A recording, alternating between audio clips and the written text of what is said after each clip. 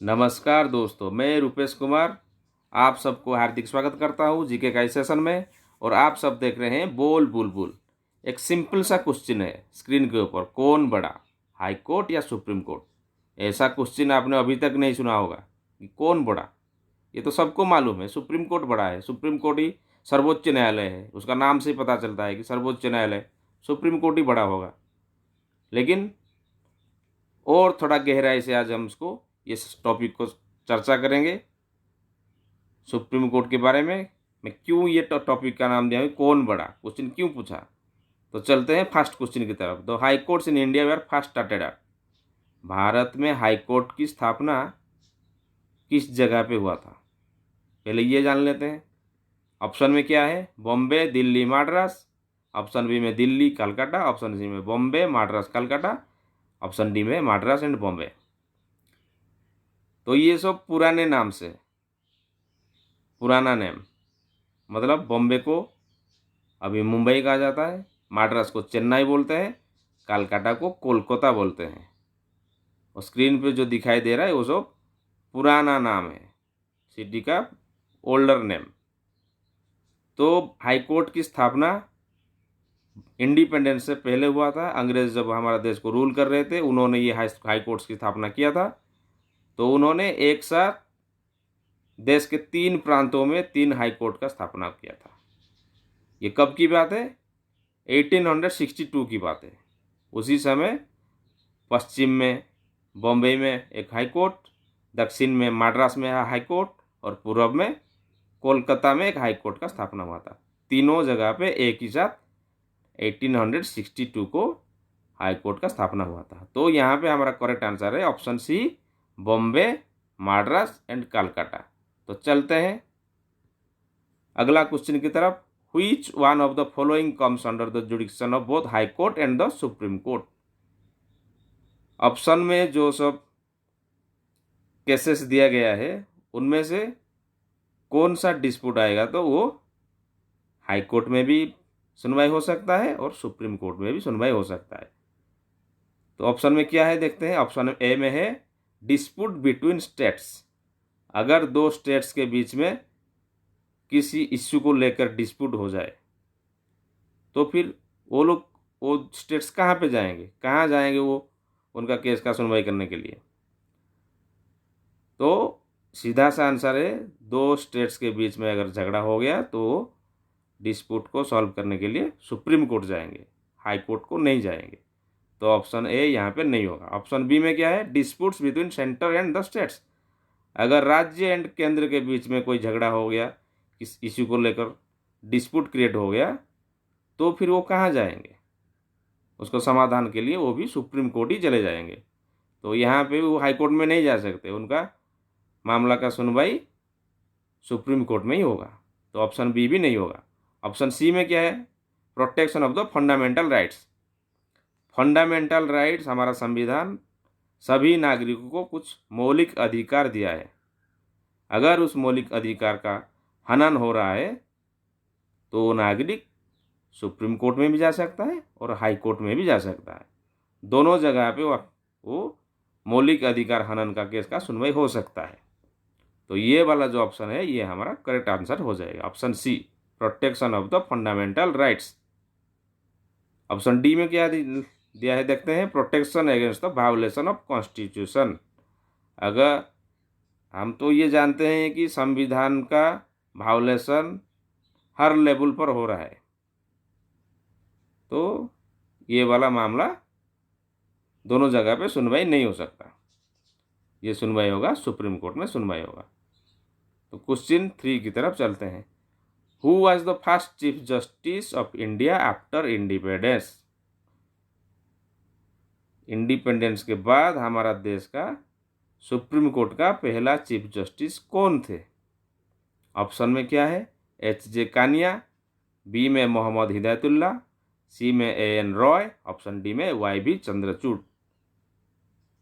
अब high court का स्थापना कब हुआ था, 1862। और यहाँ पे सुप्रीम कोर्ट के बारे में क्वेश्चन है, सुप्रीम कोर्ट का पहला चीफ जस्टिस कौन है? सुप्रीम कोर्ट का स्थापना मतलब हमारा आफ्टर इंडिपेंडेंस 1950 को सुप्रीम कोर्ट का स्थापना हुआ था, जनवरी का महीना में।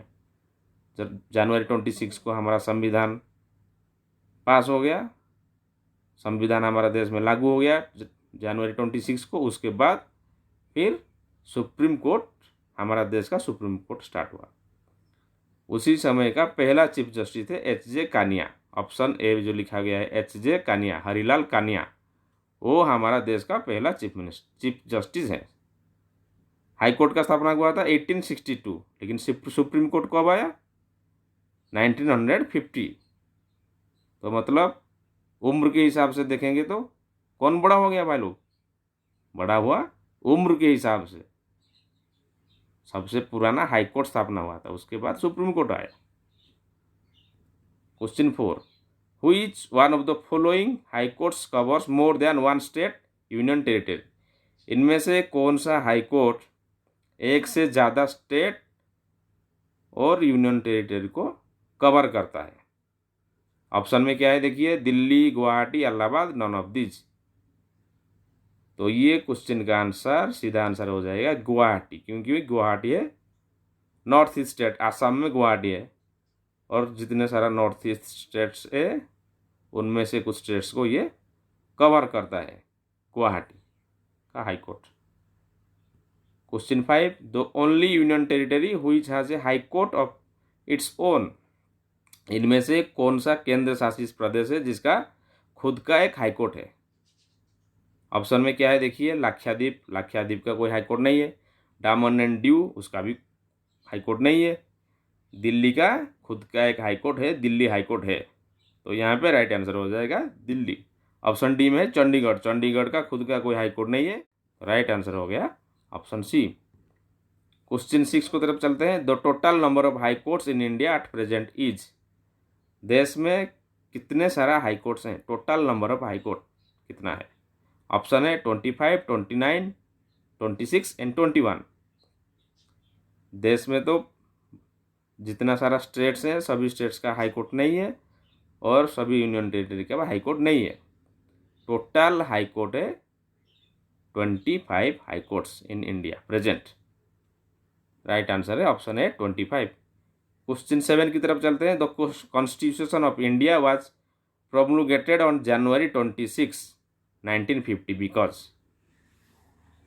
हम संविधान को लागू जनवरी 26 को ही क्यों किया? 1950 जनवरी 26 को। उसी दिन हम मनाते हैं साधारणतंत्र दिवस, रिपब्लिक डे मनाते हैं जनवरी 26 को, और अगस्त 15 को मनाते हैं इंडिपेंडेंस डे। तो संविधान उसी दिन क्यों लागू हुआ? ऑप्शन में क्या है देखते हैं। Option A, it was an auspicious day. क्या इस दिन का कुछ महत्व था? ऐसा कुछ नहीं था, तो ऑप्शन ए नहीं होगा।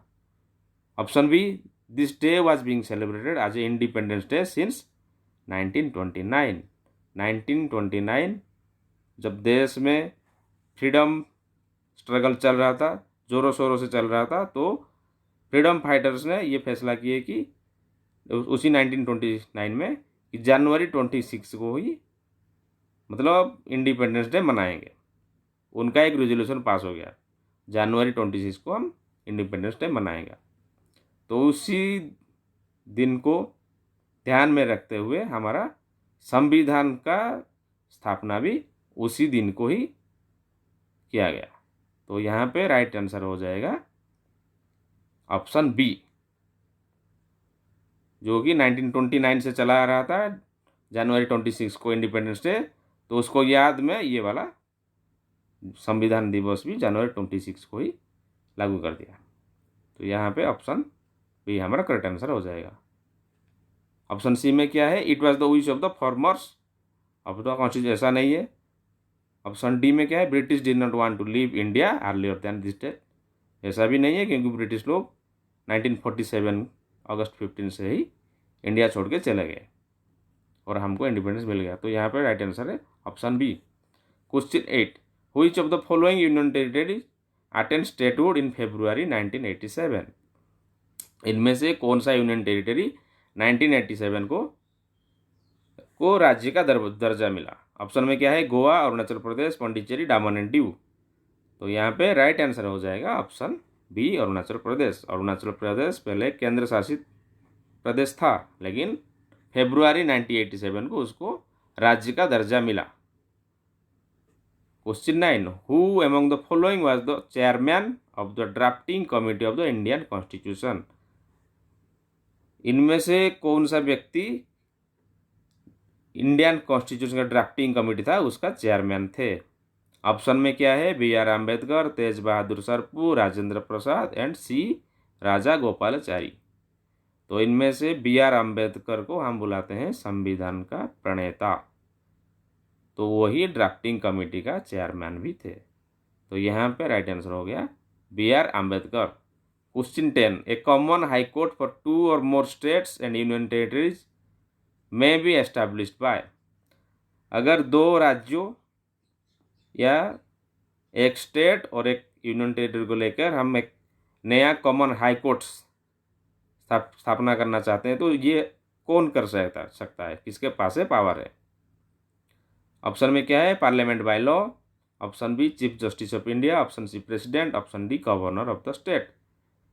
ऐसा तभी हो सकता है जब हमारा पार्लियामेंट, संसद में लॉ पास किया जाए कि 2 राज्य के लिए एक कॉमन हाई कोर्ट या 2 केंद्र शासित प्रदेश एक राज्य के लिए कॉमन हाई कोर्ट केवल और केवल पार्लियामेंट के द्वारा ही स्थापना किया जा सकता है।